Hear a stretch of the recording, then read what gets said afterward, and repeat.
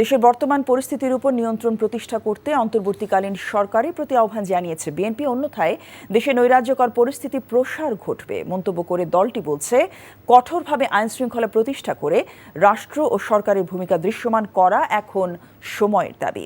বৃহস্পতিবার রাতে গণমাধ্যমে পাঠানো বিএনপির সিনিয়র যুগ্ম মহাসচিব রুহুল কবির রিজভী স্বাক্ষরিত এক বিবৃতিতে এসব কথা হয়।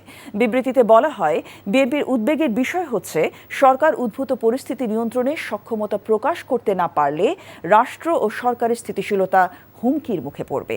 এই পরিস্থিতিতে উগ্র নৈরাজ্যবাদী গণতন্ত্র বিরোধী দেশি বিদেশি অপশক্তির পাশাপাশি পরাজিত ফ্যাসিস্টদের পুনরুত্থানের সম্ভাবনা দেখা দিতে পারে, যার উপসর্গ ইতোমধ্যেই দৃশ্যমান।